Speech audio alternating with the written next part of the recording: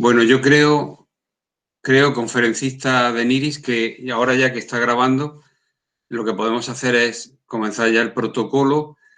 Paso a presentarte y inmediatamente después pongo yo y manejo desde aquí la presentación en PowerPoint. Tú me vas indicando, por favor, cuando vamos cambiando de una transparencia a otra, porque no hemos sido capaces de cómo hacerlo para que tú pudieras manejarla desde el sitio donde estás. Así que bienvenida, muchísimas gracias por estar aquí hoy, esta tarde, con nosotros y con nosotras. Como ya sabes, este es un doble curso, un curso de Movimiento Social en España Contemporánea y la de primero de Historia Social y Política Contemporánea de la Facultad de Sociología de la Universidad de Granada. Y hacer este tipo de eventos, y particularmente hacerlo con el Fórum de Política Feminista de Granada, pues en fin, es una gran satisfacción que tengo personalmente, pero también que tenemos desde el Departamento de Historia Contemporánea, y que ojalá en el futuro inmediato pues podamos seguir colaborando y realizando este tipo de eventos que forman parte, yo quiero insistir en esto, forman parte del servicio público que muchas personas que somos funcionarios, pero personas también que tienen una elevada conciencia social, pues ofrecen a la ciudadanía, que en definitiva son las personas que tenemos delante de nosotros, no son solamente alumnos y alumnas, sino ciudadanos y ciudadanas que están en un proceso, digamos, de formación política y de ensanchamiento de lo que significa ser ciudadano y ciudadana. Bueno, sin más preámbulos, te voy a presentar y os voy a presentar a la ponente de esta tarde, Deniris Castaño Sanabria. Es licenciada en Ciencias Políticas y de la Administración por la Escuela Superior de Administración Pública de Colombia, con sede en Bogotá. Bueno, es una de las sedes de la ESAP. Así como máster en profesorado de secundaria por la Universidad de Granada. Bueno, ya notaréis por el acento, no os confundáis, Deniris Castaño Sanabria es colombiana, aunque tiene la doble nacionalidad, es española, por tanto, también. Que no vaya a confundir que no es de ningún sitio, ni de Córdoba, ni de Sevilla, ni nada, lo digo por el acento, ¿no? Ha sido profesora de la Universidad Central en Bogotá, en Colombia. Es una universidad que se dedica a muchos temas relacionados con economía, administración del Estado, etcétera, etcétera, y ha participado como asesora y consultora en procesos de formación, capacitación y organización comunitaria. Ha publicado diferentes trabajos en revistas académicas sobre el feminismo sufragista y sobre el espejismo de la emancipación, mujeres y Primera Guerra Mundial, del que precisamente tuvimos un evento cuando se celebró en el 2014 los 100 años del inicio, desgraciadamente, de esa conflagración mundial, así como tiene publicados materiales didácticos de historia contemporánea para politólogos, politólogas, sociólogos y sociólogas en formación. Bueno, pues voy a pasar a la presentación desde acá y como veréis, vamos a ver, ahora, como veréis, se trata de la condición de las mujeres en la España del siglo XIX, en realidad en la España entre el siglo XIX e inicios del siglo XX. Pues un momentico, que es que ahora voy a intentar ahora apagar mi micrófono y nada más. Muy bien. Muchas gracias. Bueno, muchas gracias por la presentación. Yo estaba acá luchando con esta silla que tengo ahora mismo porque suena mucho, entonces sé que se va a escuchar en la grabación. Gracias por esa presentación y hoy simplemente es una continuación de este curso de Historia del Feminismo que vamos a desarrollar conjuntamente. En la sesión pasada escuchamos a Emilia con esa referencia a la historia del feminismo ilustrado, del feminismo sufragista y que llegó hasta los albores de la Segunda República acá en España. Hoy vamos a hacer una vista atrás y vamos a hablar de la condición de las mujeres en la España del siglo XIX. Siguiente. Bueno, estos son los temas que vamos a tratar. ¿De qué hablamos cuando nos referimos a la condición de las mujeres y qué es importante destacar en ello? Entonces, también vamos a ver cómo es esa condición de las mujeres en distintas esferas, en el espacio doméstico, en la educación, en el mundo laboral, y al final sacar de ello algunas conclusiones y una bibliografía. Siguiente. Me vais a permitir las cosas del directo. Me voy a cambiar de silla y ya continuamos. Gracias.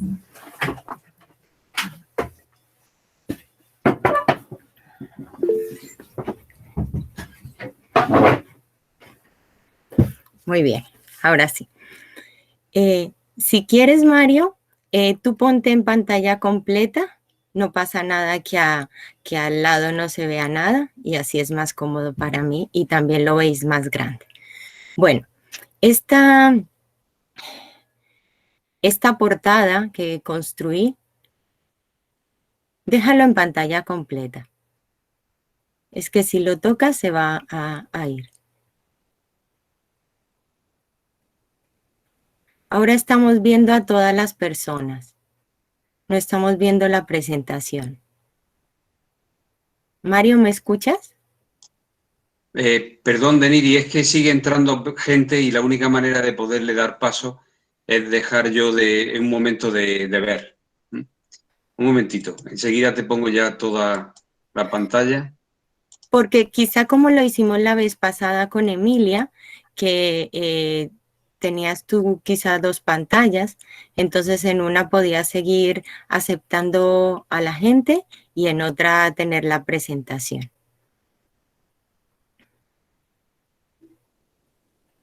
Claro, también es cierto que esta es una presentación y la otra vez era en un PDF.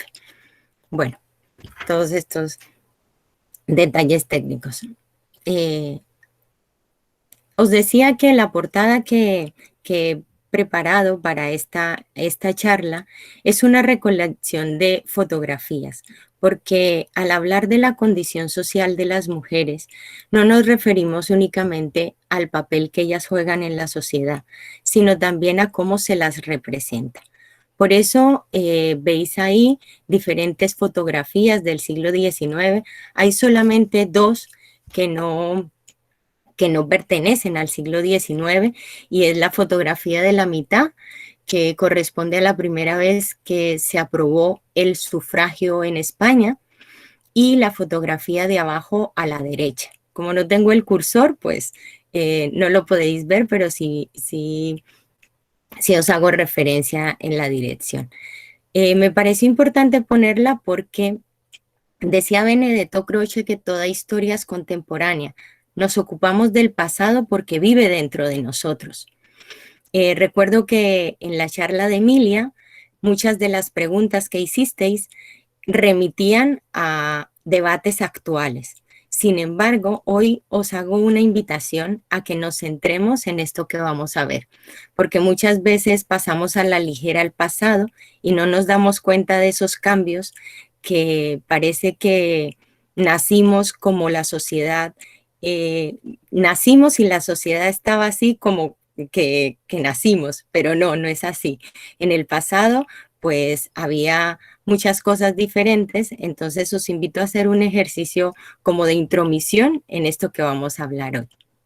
Ahí podéis ver arriba a la izquierda a las mujeres que hicieron la primera huelga en España, un cortejo fúnebre, una litografía de mujeres trabajando en Vigo, las recolectoras de la uva, la mujer representada en su ámbito doméstico, mujeres haciendo calceta, niñas en un colegio de religiosas.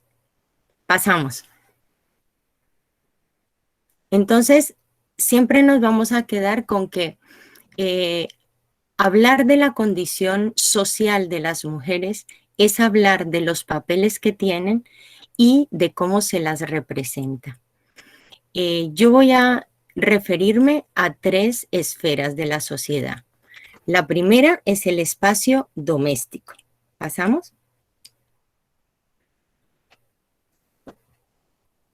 La mujer en el siglo XIX es un siglo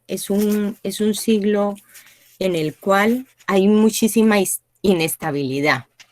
En un clima de atraso en la modernización del país y de debilidad de la clase media, el régimen liberal de la España decimonónica se caracterizó por su precariedad e inestabilidad.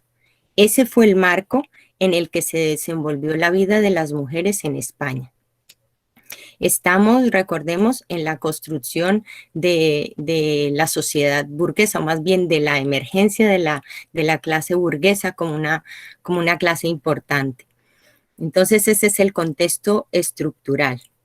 El gobierno de lo doméstico. El gobierno de lo doméstico es el gobierno de la mujer. Por eso nos vamos a encontrar muchas referencias literarias a la mujer como el ángel del hogar, el ama de casa, la esposa perfecta, la esposa ideal, porque donde gobierna es en el espacio doméstico. También no podemos olvidarnos de que es una sociedad patriarcal. ¿En qué sentido? Pues en el sentido de que las mujeres tienen una tutela y una sujeción a los preceptos de los varones, ya sea su padre, su hermano mayor, su esposo, y están dedicadas al cuidado de la familia y de la maternidad. Otra característica estructural es el estereotipo dominante de madre en el hogar. Este estereotipo dominante se plasmó en manuales para la mujer y persistió y tuvo enorme difusión. Fue ennoblecido en la prensa, en toda la literatura, insertando en los manuales escolares y en los discursos oficiales este estereotipo de la madre en el hogar. Siguiente. Vamos a ver de la mano de distintas mujeres, que ya os habló Emilia de ellas, en este caso, bueno, nuestra Emilia Barrio, quien nos dio la charla hace 5 días. En este caso de Emilia Pardo Bazán, Carmen de Burgos y Margarita Nelken. Voy a leer algunos apartados de esas descripciones que hacen ellas de lo que hacían las mujeres en el siglo XIX. Ocupaba esta mujer las horas en trabajos manuales, repasando, calcetando, aplanchando, bordando al bastidor o haciendo dulce de conserva. Surcía mucho, con gran detrimento de la vista.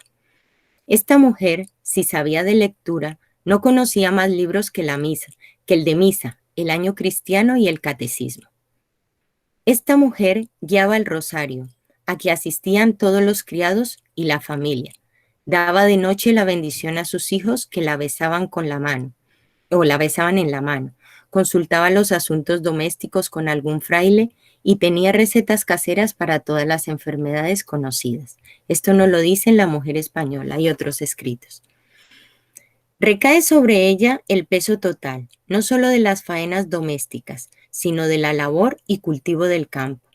Hoy como entonces, ellas cavan, siembran, riegan y deshojan, baten el lino, lo tuercen, lo hilan y lo tejen en el telar.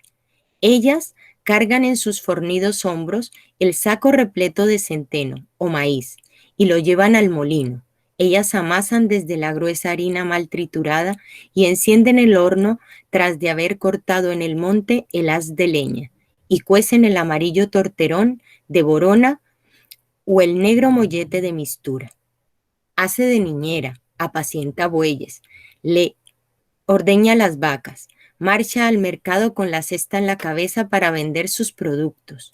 Leche, pollo, huevos, hojas de berza, quesos. Esta mujer que trabaja sin tregua va a ser criada y esclava de todos, del abuelo, del padre, del marido, del niño, de los animales que cuida. Siguiente.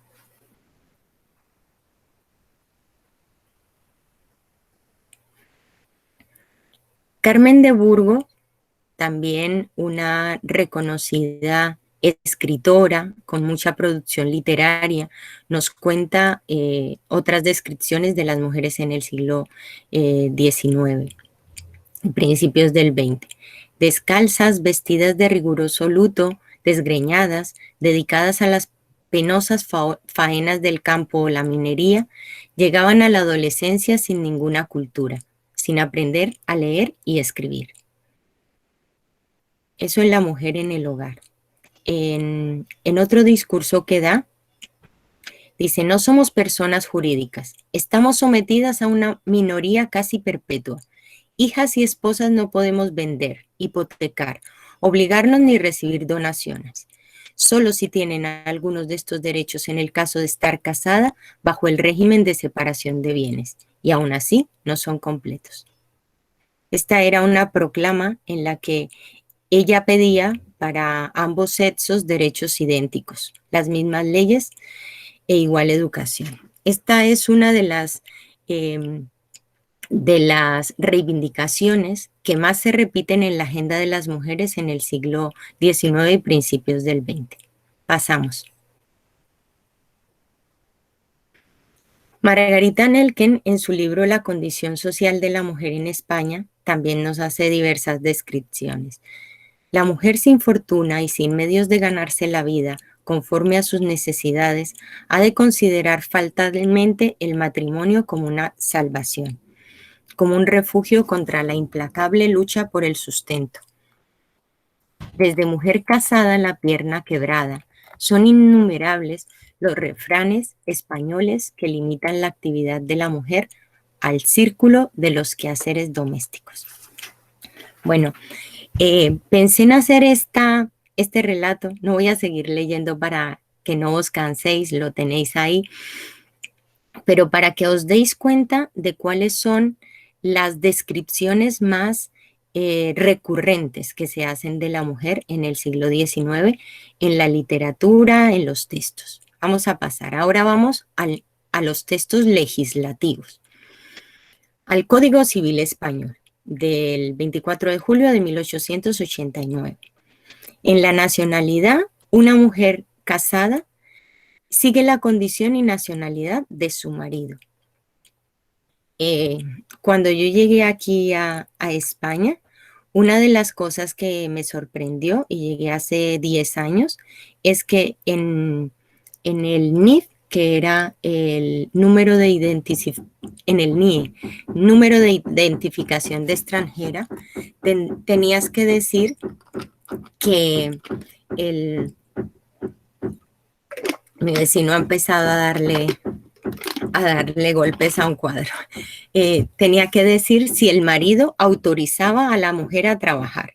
Incluso cuando yo llegué, luego la ley Zapatero cambió ese artículo, pero el marido tenía que firmar en la policía si te autorizaba o no a trabajar. Y está siglo XXI. Bueno, matrimonio.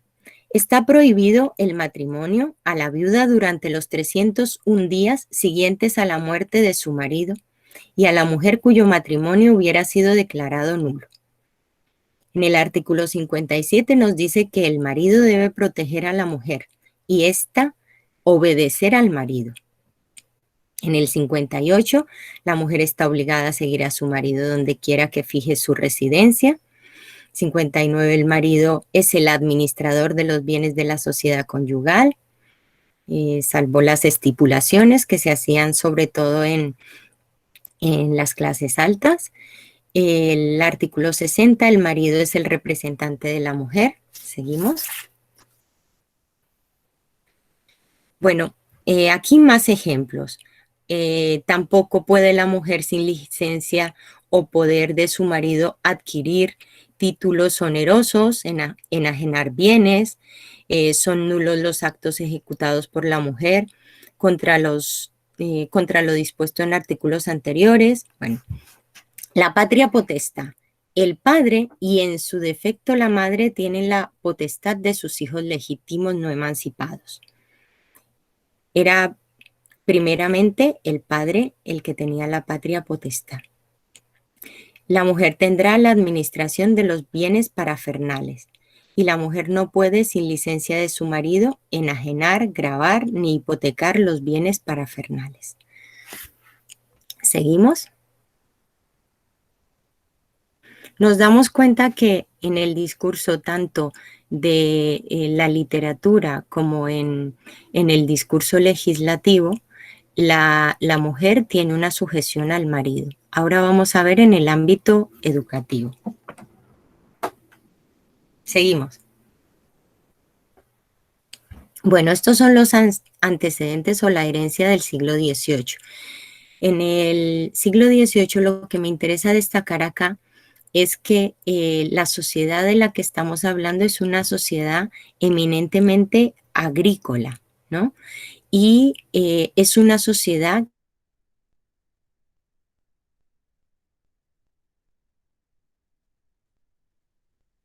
entonces, en ese cambio había habido ciertas reivindicaciones de mujeres, pero que eran de la aristocracia, que eran las que podían hacerlo.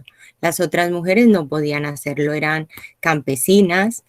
Entonces, tenemos aquí un antecedente en la Escuela de las Niñas que crea Carlos III, el rey Carlos III, donde se decide hacer una educación diferenciada. También tenemos como antecedente el ingreso de las mujeres en las juntas de damas y en las reales sociedades económicas, que no suscitó, no estuvo libre de debates. En un principio los hombres estaban en desacuerdo de que las mujeres usurparan, ocuparan los mismos espacios que ellos. También tenemos que tener claro que el estamento, posteriormente la clase social, era un determinante básico de la función social y de la educación de las mujeres. Y pues ahí tenéis algunas de estas mujeres que participaron en salones y que hicieron un tipo de, vamos a decir, romper el papel de género que tenían. Entonces tenemos a Josefa Mari Borbón, la duquesa de Benavente, la condesa de Osuna, condesa de Montijo, que os sonará de vuestras clases de historia. Siguiente. Bueno, quiero que reflexionemos sobre esto, pero ¿todo tiempo pasado fue mejor? Adelante. ¿Qué características generales tenemos? La instrucción de las mujeres es un asunto privado. En la primera ley de educación se determina que la educación la educación primaria es un asunto de los municipios y de las iniciativas privadas, y en el caso de las mujeres es una instrucción. Una instrucción, sí, una instrucción ¿para qué?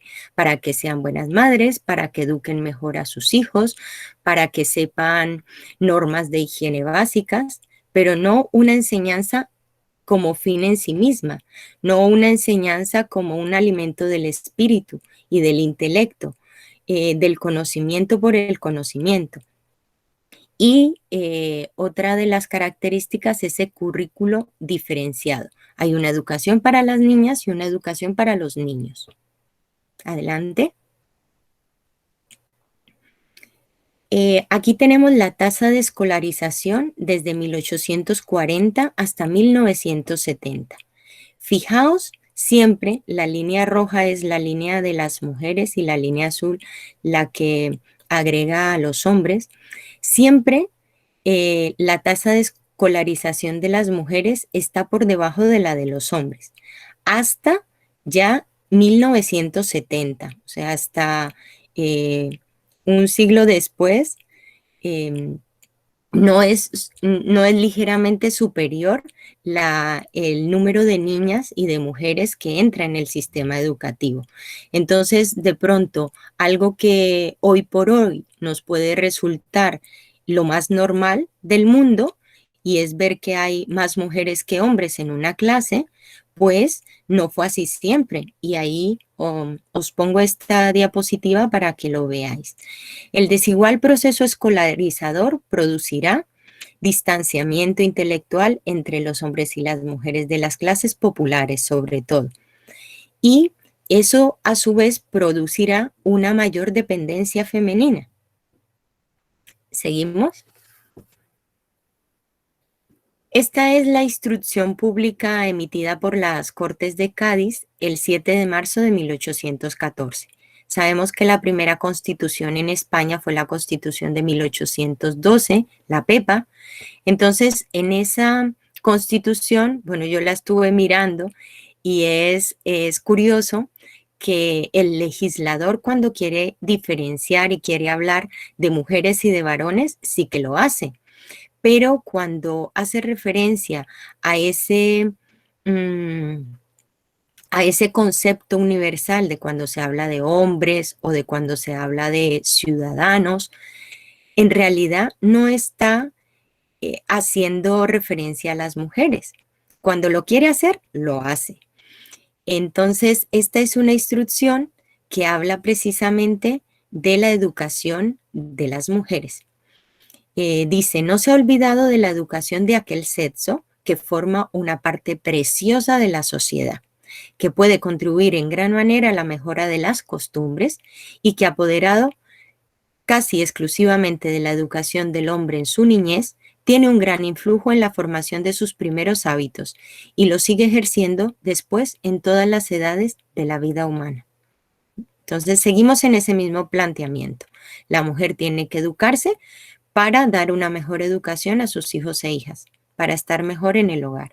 Y esa educación debe ser principalmente moral.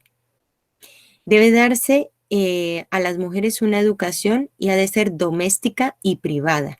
No es una cosa pública. Y también interesa que haya buenas madres de familia y que las niñas aprendan a leer, a escribir y las labores propias de su sexo.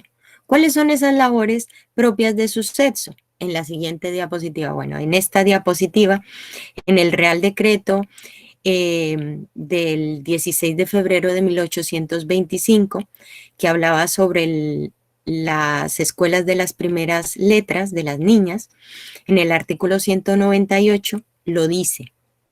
Se enseñarán las labores propias de su sexo, a saber, hacer calceta, cortar y coser, las ropas comunes de uso, bordar y hacer encajes, u otras que suelen enseñarse a las niñas. Siguiente.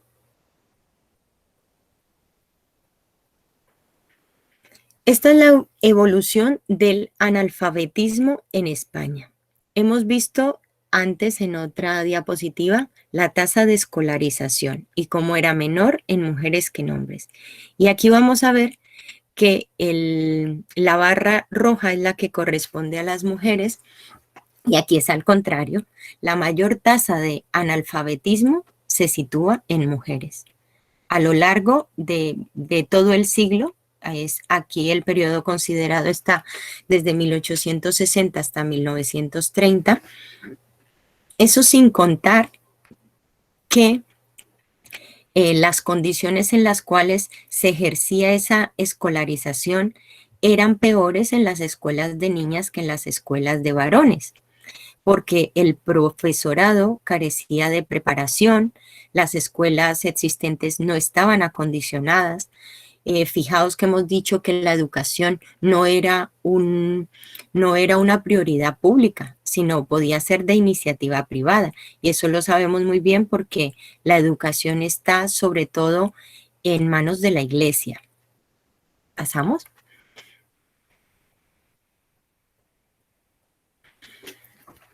Estas siguientes dos diapositivas están dedicadas a cómo se entiende la educación para las mujeres de clase alta, según Concepción Arenal. Aprenden a leer, escribir, cocinar bien o mal y trabajos propios de su sexo, costura y bordado. Si la educación quiere ser esmerada, se completa con un poco de geografía, historia, música y en algunos casos dibujo o francés. Pero todo ello sin regularidad y en la idea de que nunca les servirá. No realizan ningún ejercicio físico. Sus salidas a misa o a paseo son siempre acompañadas. Los juegos musculares se consideran masculinos. Los suyos deben ser sedentarios para no arrugarse ni despeinarse. La debilidad y enfermedad, fruto de tales hábitos, se convertirán en ideales de belleza. Su educación se adecua al rol social que desempeña, un barniz cultural y dominar algunas habilidades útiles para alternar en los salones eran suficientes y se calificarán como material de adorno. De aquí lo de mujer florero, que lo habéis escuchado. Su salida del ámbito doméstico social se producirá por la vía de su religiosidad. Vemos como mujeres que querían cultivar su intelecto, se meten de monjas y por ahí tienen una salida. Y también tenemos, en palabras también de Concepción Arenal, como es la educación de las mujeres de la clase media. En las mujeres de la clase media se produce una asimilación a las costumbres de las clases altas. Estamos, como os he dicho, en la formación de la burguesía. Entonces será en estas mujeres donde se produzcan las mayores contradicciones, porque son las mujeres además que más conciencia toman del papel que tienen. No llegan a ser iguales de las aristócratas porque no tienen los mismos recursos, no pueden hacer lo mismo, pero tampoco pueden estar dedicadas solo a esos papeles que la sociedad les ha dado en el ámbito doméstico. Entonces empiezan a luchar con esas inquietudes que tienen y es ahí donde se producen las mayores contradicciones. No alcanzarán mayor instrucción que aquellos conocimientos morales y prácticos, eso es igual, que les favorezcan el desempeño de su función doméstica. Se dedicarán básicamente a las labores conocidas como las 3K, Kinder, Kasche, Kisha, niños, cocina e iglesia. Siguiente.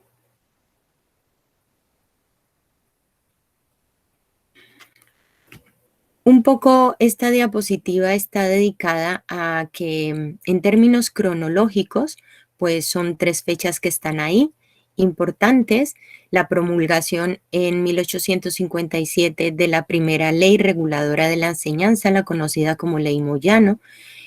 Claudio Moyano es el señor que ven ustedes ahí arriba a la izquierda.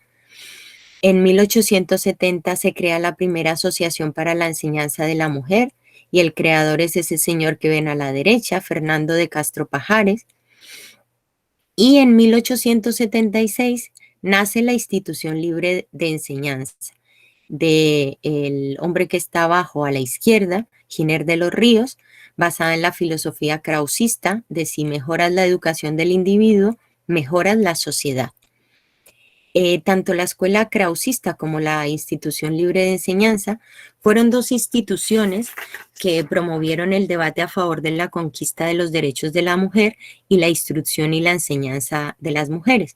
Sin embargo, historiadoras como Mary Nash, que han estudiado muchísimo el tema, y también historiadoras como Ana Isabel Álvarez González, nos dicen que la escuela krausista planteaba la educación en los mismos términos de educación diferenciada que se venía planteando. Es decir, la educación debía hacerse de tal manera que no transgrediera el orden establecido y que se convirtiera en el soporte fundamental de la familia, haciendo de las mujeres perfectas esposas, amas de casa, educadoras de su descendencia y administradoras de la fortuna familiar. ¿Seguimos? Estas son las primeras mujeres que obtienen un título universitario en España. Hasta 1910 no se aprueba en España que las mujeres puedan recibir un título de educación superior, un título universitario, en las mismas condiciones que los varones. Estas 3 mujeres que ven en pantalla han obtenido sus títulos no en las mismas condiciones que los varones. La primera, por ejemplo, tuvo que ir a la universidad como libre oyente, hablar con sus profesores, aunque hacía sus exámenes y presentaba todos sus trabajos, tuvo que hacer una lucha para que la dejaran graduarse y recibir un título. Martina Castelvalle Espí, la segunda, me interesa que os fijéis en el título de su tesis, Educación física, moral e intelectual que debe darse a la mujer para que ésta contribuya en grado máximo a la perfección y a la dicha de la humanidad. Es decir, y también me interesa ver el tercer título, conveniencia de dirigir por nuevas vías la educación higiénico-moral de las mujeres. Las primeras mujeres que hacen su educación universitaria o su educación superior son mujeres que se dedican a temas como la higiene, la salud, temas que posteriormente veremos que se feminizan, las enfermeras, las maestras. Entonces, por eso las tenéis aquí. Era también un homenaje a ellas. Adelante. Y esta parte de la educación la voy a acabar con una anécdota que me gustó mucho cuando leí el libro de Nuria Varela de Feminismo para Principiantes, que os lo recomiendo. Cuenta una anécdota de Concepción Arenal. En 1860 ella escribió La beneficencia, la filantropía y la caridad, obra de tal envergadura que mereció el premio de la Real Academia de Ciencias Morales y Políticas.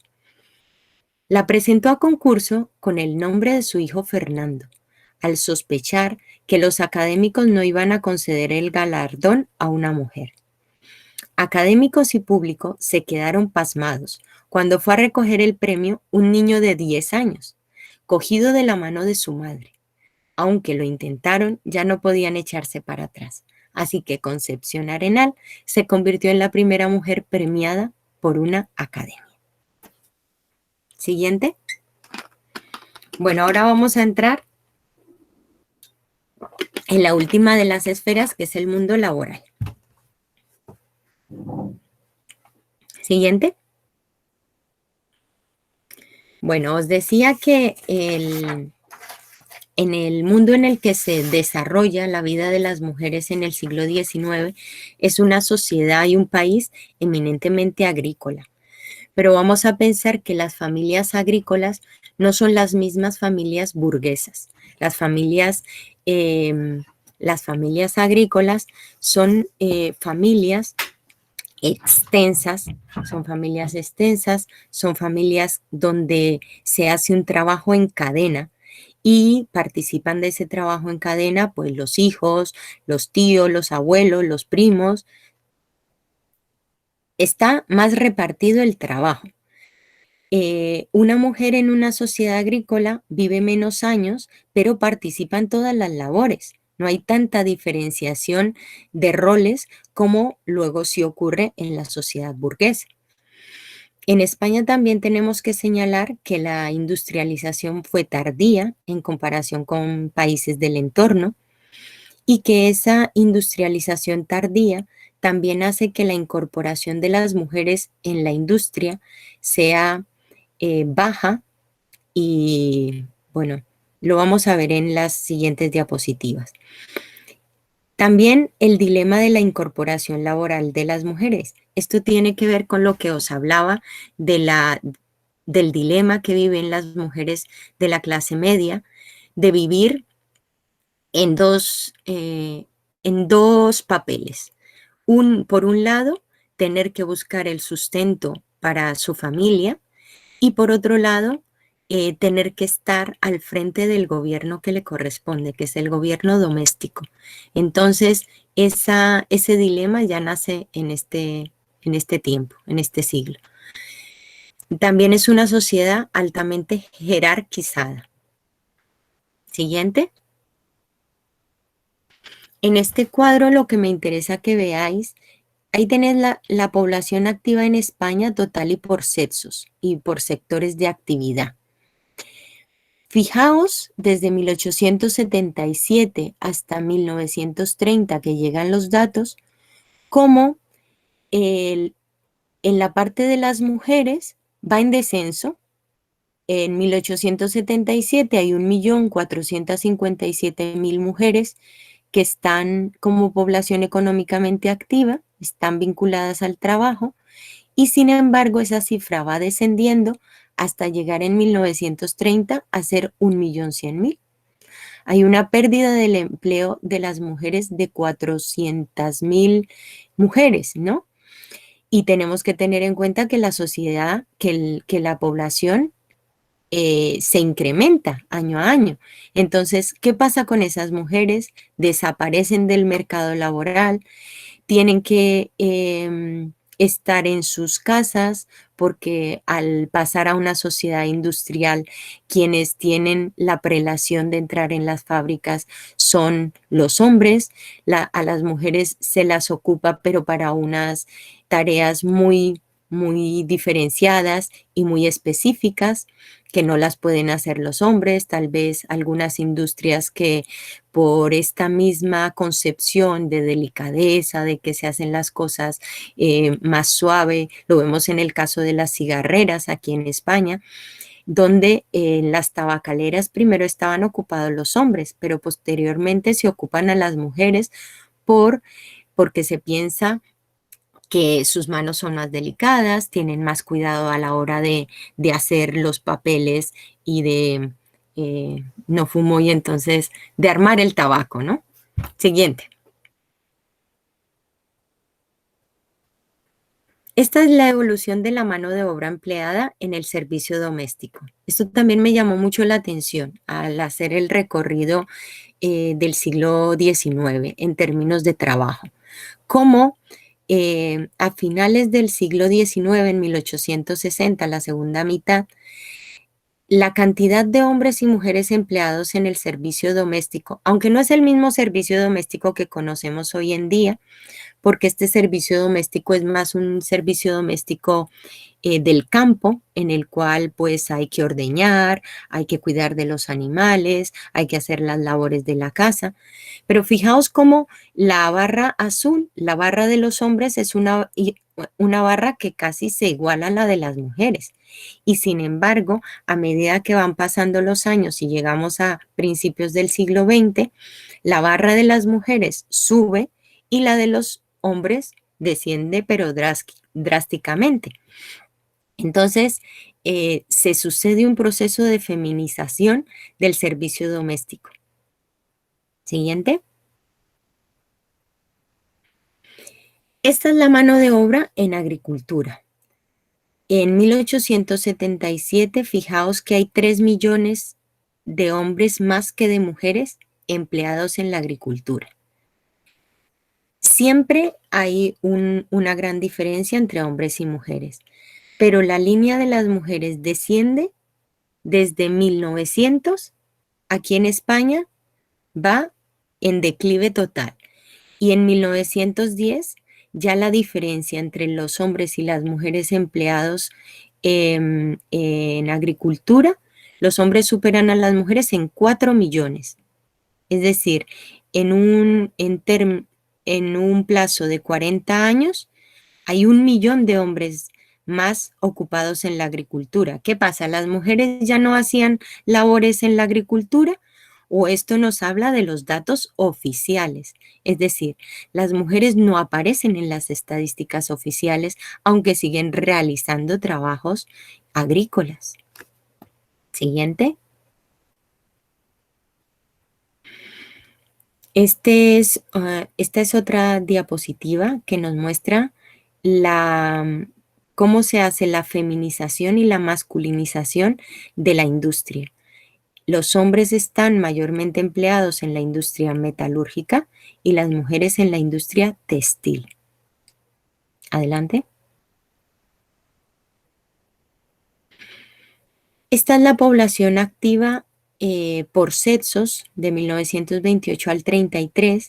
Los rótulos que están escritos en gris corresponden al porcentaje de mujeres, de la población activa de mujeres. Es un gráfico comparativo con los países del entorno para que os fijéis cómo en España el número de mujeres porcentualmente empleado pues es muy bajo. Vemos que en Gran Bretaña, Francia, Alemania es cerca del 30% y sin embargo en España no llega a ser el 10%. Siguiente. Y aquí lo vemos un poco también comparativamente en términos de población activa. Fijaos cómo, por ejemplo, en Francia o en Gran Bretaña, con la Primera Guerra Mundial, que las mujeres, como os contó Emilia también en la clase pasada, ingresaron de una manera masiva a ocupar las fábricas porque los hombres estaban en la guerra y a ocuparse de todos los sectores de la industria.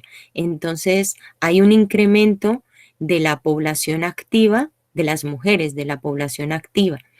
Sin embargo, en España, fijaos en las barritas rojas, veis que son muy pequeñas, son casi insignificantes.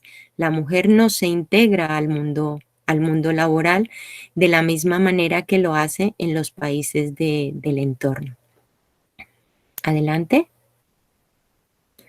Bueno, no sé cuánto llevo hablando, no me di cuenta, pero en cualquier caso, Mario, si me lo tienes que decir, pues ya estamos terminando.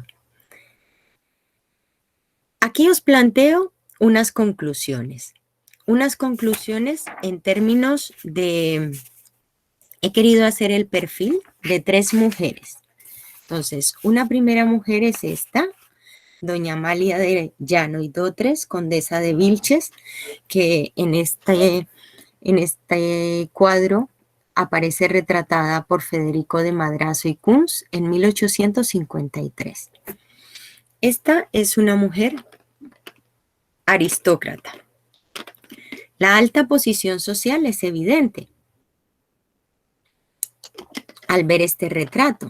La riqueza se expresa en el vestido, las delicadas y trabajadas telas que lo componen, las pulseras que adornan sus muñecas, el meticuloso e impecable peinado que luce, el detalle del abanico de plumas y la forma de tomarlo entre sus delicadas manos, la boca refinada, su expresión serena y altiva, que revelan una educación distinguida.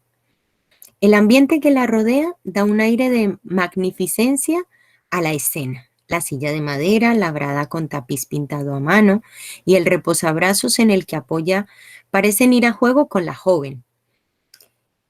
Tal vez los aristócratas del siglo XIX no tuvieron ese aspecto frecuentemente, pero esta es la forma en que gustaban de imaginarse y de ser retratados para la posteridad.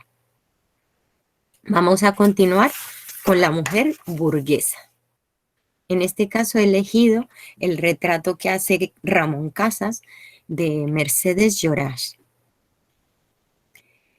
Una mujer joven perteneciente a la burguesía industrial y comercial catalana, maquillada y peinada de manera distinguida y elegante como mujer adinerada y burguesa, y de acuerdo a la moda de la época. Fijaos que tiene una cara bastante blanca. Hoy la moda puede estar muy bronceada, pero en aquella época era así.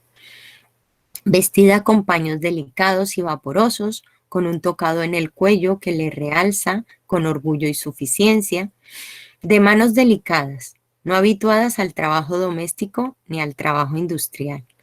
Denota en su mirada la seguridad de su clase social y del propio escenario donde posa, su espacio doméstico. Sin embargo, hay algún aire melancólico, no sé, ya esto podéis interpretarlo.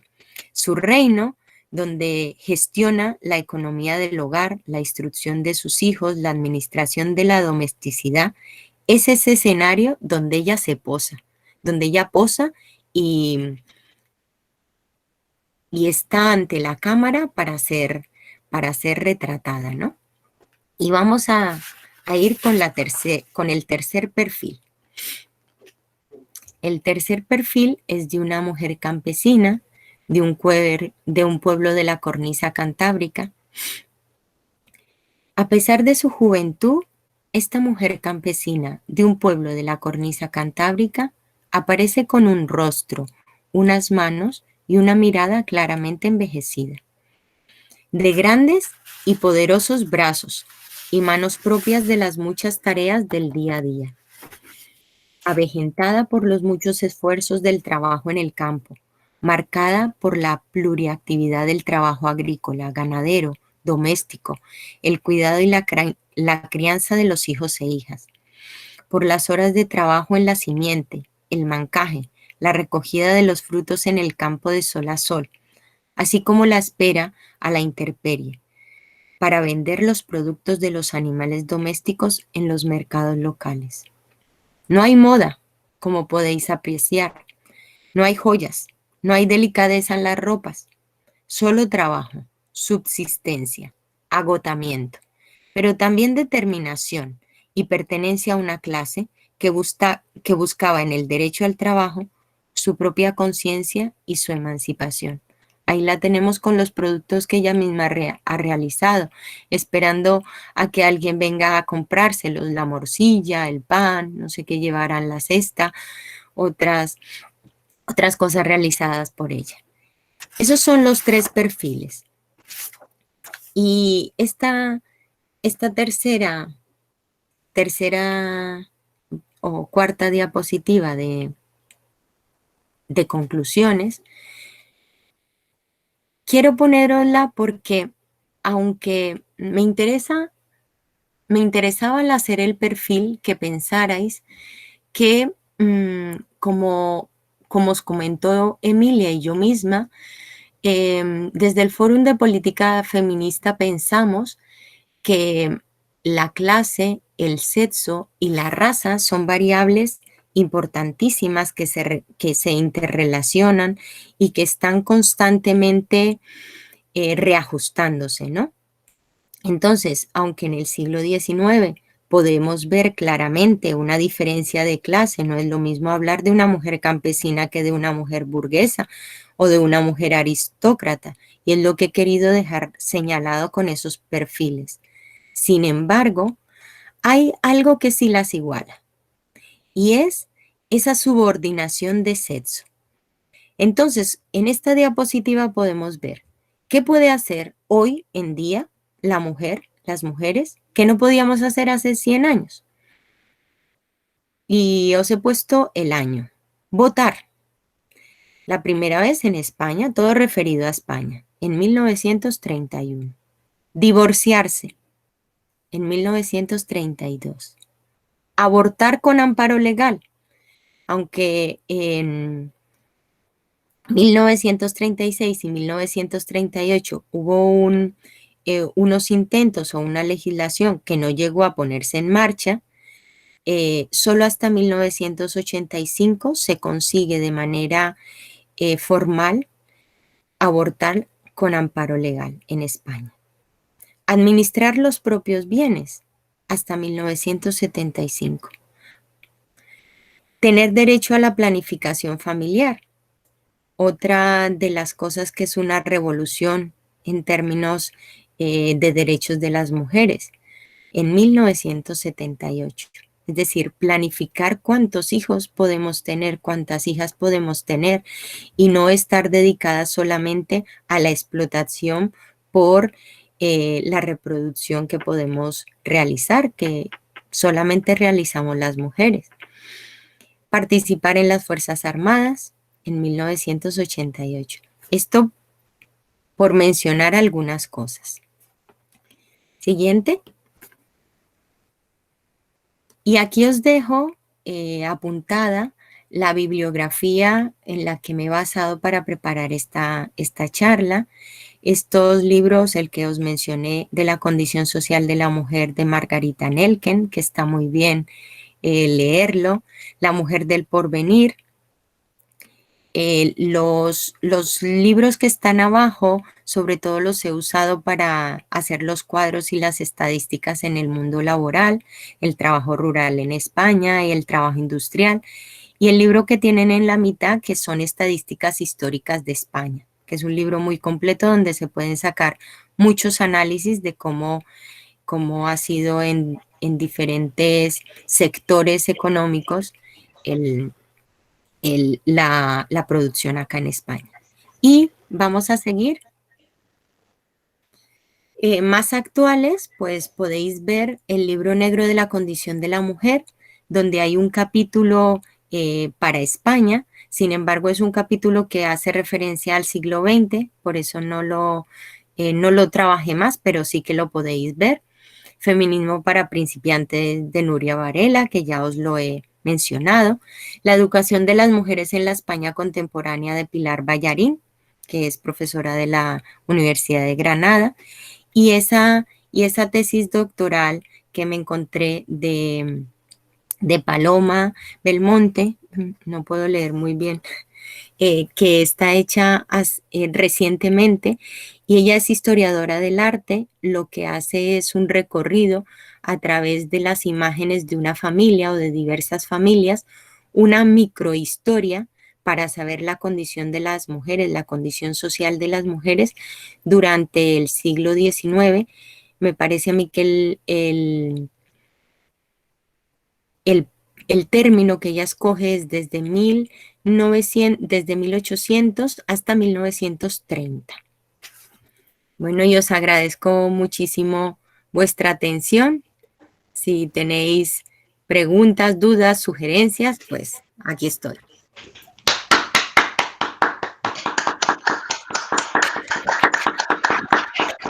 Gracias. Gracias. Gracias. Gracias. Muy bien, muy interesante Deniris. Como sabéis, ahora iniciamos un repaso, un diálogo con Deniris sobre las cosas que hayan quedado algunas dudas, sobre algunas reflexiones incluso personales, porque también podéis hacer referencia a cómo, siendo tan jóvenes como sois mis alumnas, ¿no? Y mis alumnos, así el papel de vuestras madres, de vuestras abuelas, hacen también todavía, digamos, toman todavía muchas de las referencias a las que se ha referido Deniris sobre el siglo XIX y los primeros años del siglo XX. Me temo que es así si yo tuviera que contar mi vida, pero no la voy a hacer. Y luego lo que os pido es que cuando le preguntéis, pues pongáis en marcha la cámara y obviamente vuestro micrófono para que se os pueda escuchar y podréis entrar en un diálogo con Deniris.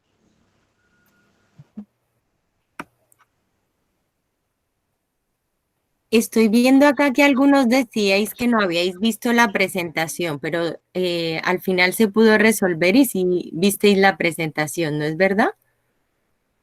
¿Me lo podéis confirmar? Yo sí. Creo que Okay. Sí, ahí lo que pregunta Mari Cristín es si es posible subir este PowerPoint a Prado.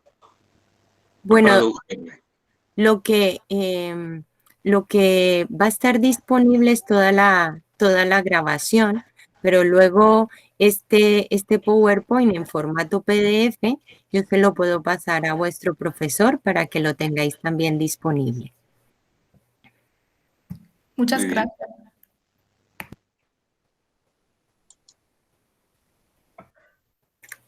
Os habéis quedado muy callados y muy calladas.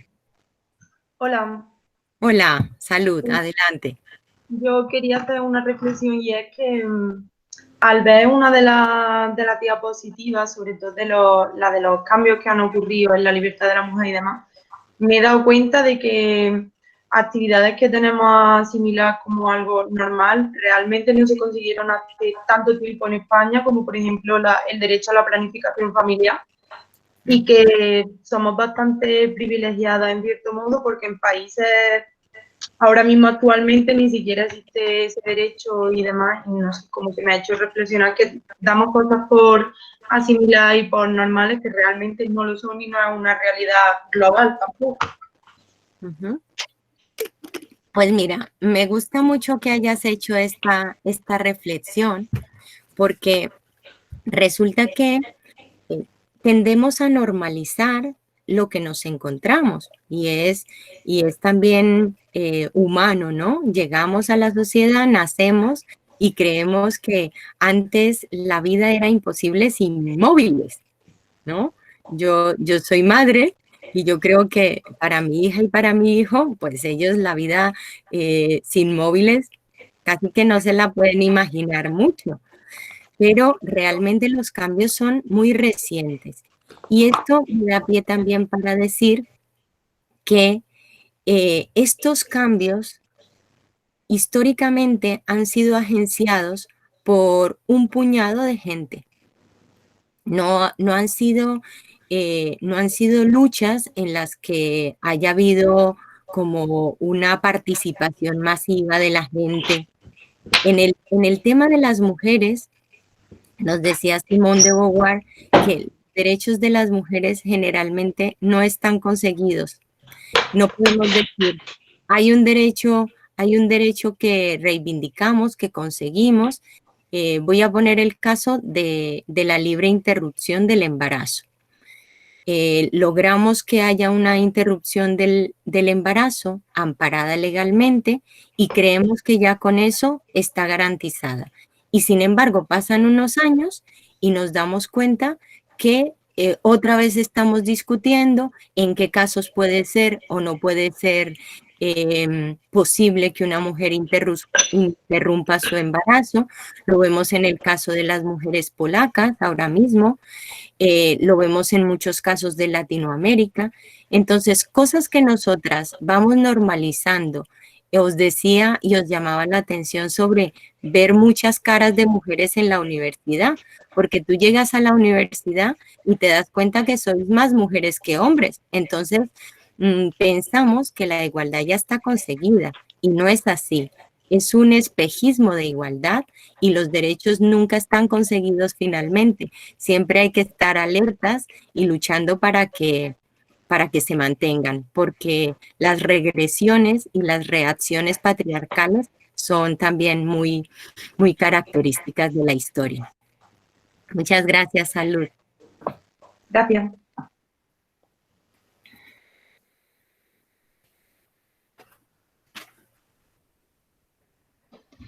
Hola, yo quería preguntar porque no había terminado de entender cuando has dicho que entre las mujeres de clases bajas se producen las mayores contradicciones. Cuando estabas explicando lo de las mujeres florero y eso, no he terminado de entender esa frase. Si puedes explicar a qué te referías. Mira, lo que he dicho es que en las mujeres de clase media es donde más se produce una contradicción. ¿Por qué? Porque en este perfil que yo os he hecho, que es una simplificación, no deja de ser una simplificación, hay muchos matices que podríamos introducir ahí. Lo que he querido decir es que las mujeres aristócratas tienen derecho o tienen la posibilidad de ingresar en algunas esferas que no se pensaban para las mujeres, como hicieron, por ejemplo, las mujeres de las sociedades económicas. Las mujeres de una clase media que estamos en un tránsito, en el tránsito de una sociedad estamental, donde hay unos estamentos privilegiados y unos estamentos no privilegiados, a la construcción de una sociedad burguesa, donde los valores cambian completamente. Entonces, se empieza a producir un cambio en términos de pasar de una sociedad agrícola, de una sociedad que estaba basada en la agricultura, a una sociedad que está enfocada en la fábrica, en la industria. Las mujeres de la clase media, o sea, las mujeres que se quedan en medio, que no son campesinas pobres y no son tampoco aristócratas, tienen ese dilema de quererse parecer a las aristócratas y no poder conseguirlo y sentirse también diferentes a las mujeres campesinas, tener que salir a buscar el sustento para sus familias y concientizarse de que hay un doble mandato para ellas. Es decir, tienen que responder en el gobierno de su hogar, pero también tienen que ir a trabajar fuera de casa. A eso me refiero.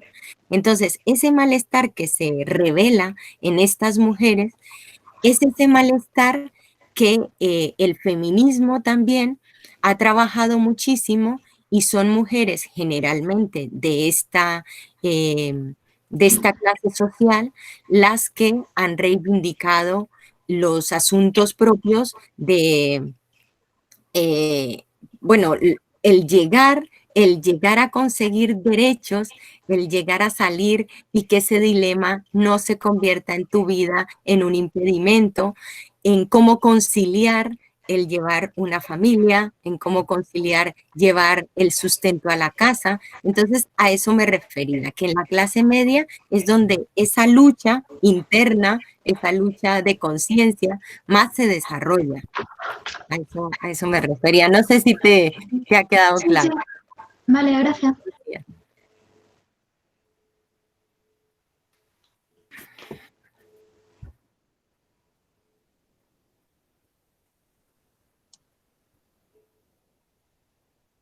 ¿Más preguntas? ¿Más intervenciones? Parecía que Emilia quería decir algo o no. Tienes el micrófono abierto, Emilia. Pues no sé si decir algo o no. Si hay más No, palabras. no. Era porque tenía el micrófono abierto, no sabía si... No, sí, es que me ha sido un lapsus. Lo abrí para aplaudir. Pero bueno, sí, ya que me lo dices, quería decir a propósito de la última o la penúltima intervención que el ciclo de la igualdad no se ha completado en ningún momento. Es decir, que si hoy vemos las gráficas, por ejemplo, de acceso al mundo laboral, encontramos a las mujeres con más precariedad, más discontinuidades en el acceso al mundo laboral, más discriminación y más paro. Es decir, que el ciclo de la igualdad no se ha completado, por eso tenemos que seguir trabajando en clave feminista y en esas claves que decía, además de Niris, que son las categorías de sexo, clase y raza. Por lo tanto, es fundamental que digamos que no se ha completado en ningún momento, por mucho que percibamos, el ciclo de la igualdad. Lo que pasa es que gente joven, por ejemplo, hasta que no tiene hijos e hijas, pues no se entera, sobre todo mujeres, de lo que les espera. Tampoco se enteran de cuando se incorporan al mundo laboral todavía las claves que hay, las claves machistas que hay en el mundo laboral. Y tampoco se enteran muchas veces con el tema de los cuidados de las personas mayores, que también en un 80 y tantos %, pues corresponden a las mujeres. Es decir, que seguimos siendo las cuidadoras, las más discriminadas en el mundo laboral, y si vemos la pirámide, a pesar de haber accedido a las universidades y de tener muchos máster y muchas tesis doctorales leídas, la pirámide patriarcal se sigue reproduciendo. Cuanto más en la base estamos las mujeres y los hombres, y cuanto más vamos subiendo en esa pirámide, se van borrando a las mujeres. De tal manera que en los poderes económicos, políticos, sociales, las mujeres prácticamente somos ínfimas. A veces sale una o salen dos mujeres, pues una preside el Fondo Monetario Internacional o hay una presidenta, pero si analizamos la composición del acceso al poder, seguimos teniendo esa pirámide de que a mayor rango, mayor poder, hay más ausencia de mujeres. Por eso el ciclo de la igualdad no se ha completado en absoluto. Nos queda muchísimo por trabajar en el feminismo. Sí, muchas gracias, Emilia. Yo también quería hacer un apunte ahí, y es que relatar esto, darnos cuenta de lo que sucedía estamos hablando del siglo XIX en España, y parece que hacemos como un corte, porque en la próxima sesión de este curso, Emilia retomará un tema particular de la represión franquista, particularmente hacia las mujeres. Entonces, yo desde ningún punto de vista siento que esto sea como un corte, sino que vamos a dejar aquí unos puntos muy bien puestos para que veamos hacia el pasado, porque fijaos qué difícil es mirar hacia el pasado. A mí me llamó profundamente la atención cuando se abrió el panel de preguntas en la sesión pasada, no hubo ni una sola pregunta que remitiera al tema que nos contó Emilia. Sin embargo, todas las preguntas remitieron a los debates actuales, ¿no? Y eso, pues, es normal que pase, ¿no? Sois jóvenes, pensáis que los debates de ahora son los debates que tenéis que resolver y es natural, pero que esta invitación a mirar el pasado es importante porque es que en el pasado se encuentran muchas de las claves que nos pueden explicar este presente que tenemos. Entonces, antes de ayer no podíamos hacer muchísimas cosas, pero aún la agenda de las mujeres, la agenda de reivindicaciones del feminismo es muy grande y está sin terminar. Y eso que estamos en un país, yo soy nacida en un país que se llama del tercer mundo. Soy nacida en Colombia y muchas de las cosas que ocurren aquí, que acá se tienen normalizadas, allá todavía no pasan. Por ejemplo, los datos de violencia hacia las mujeres que lo señalaban aquí en el chat, nos siguen asesinando por ser mujeres. Pero aquí se sacan estadísticas. En muchos países de Latinoamérica ni siquiera se sacan estadísticas. Las mujeres, a las mujeres las matan por ser mujeres y no hay un clamor social para que eso no siga ocurriendo. Lo que hay es una normalización. Vemos en las noticias un tratamiento de que ha muerto una mujer. No, no ha muerto una mujer, ha sido asesinada. Se oculta la historia de esas mujeres.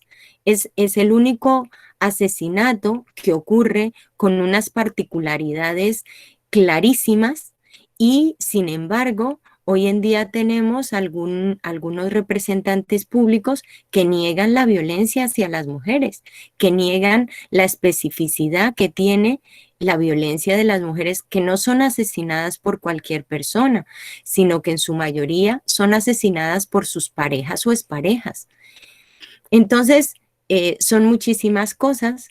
Esta sesión se queda pequeña para conocerlas, pero lo que más me interesaba es que os quedara en la mente que estas conquistas se hicieron muy recientemente. Conquistas que hoy pensamos que siempre ha sido así, generalmente se la debemos a una feminista. Entonces, para que lo penséis. Si alguien más quiere preguntar, no sé cómo vamos de tiempo, creo que nos quedan 8 minutos, ¿no? Sí, por lo menos hasta las 8. Yo no sé si hay alguna pregunta.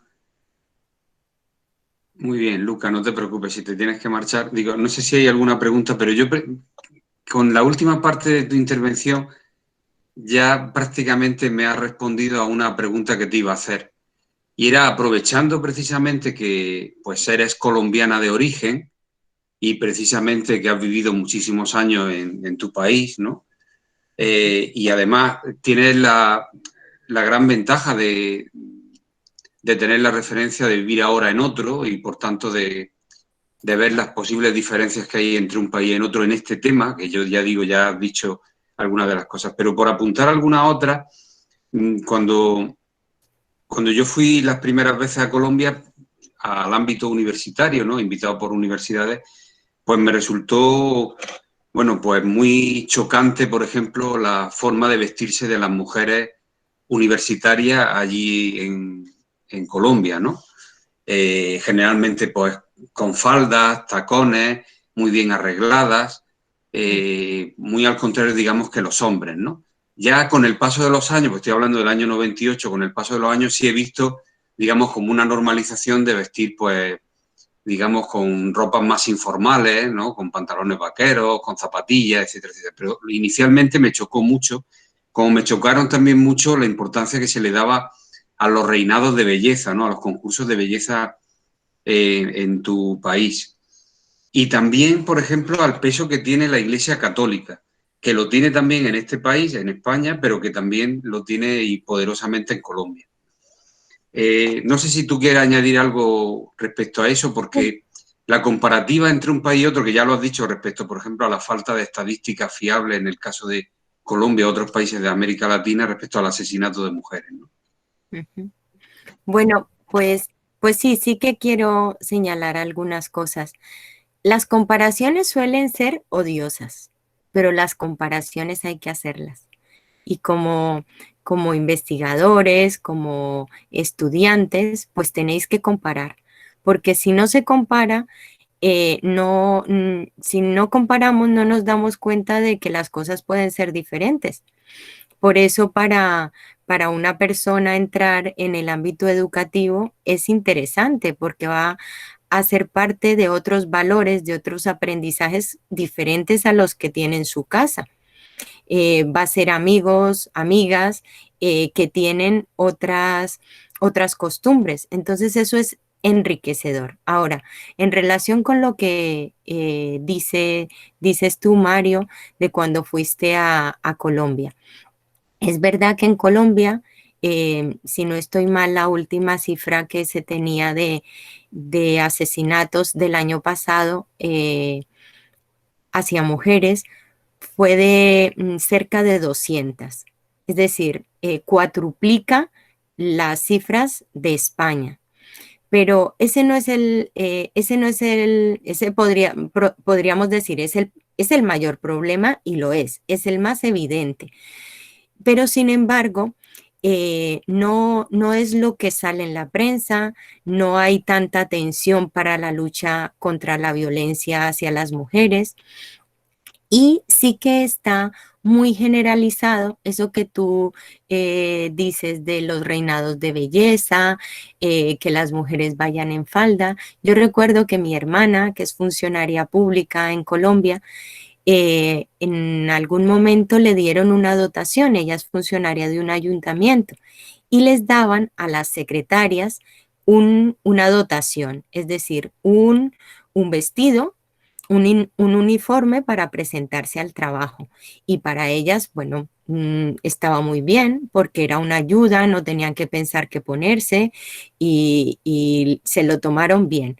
Pero recuerdo que mi hermana era una de las que reivindicaba que esos uniformes fueran de pantalón. ¿Por qué tenían que ir en falda? ¿Por qué tenían que usar tacones? Siendo que los hombres no tenían que usarlo. Entonces, esa educación diferenciada sí que se nota muchísimo en Colombia. Las azafatas de los aviones, los reinados de belleza que tienen muchísimo seguimiento, es decir, la expresión de la belleza llevada al absurdo, ¿no? Como si fuera una feria, como si fuera un artículo, la cosificación de las mujeres está muy generalizada. Y también el falso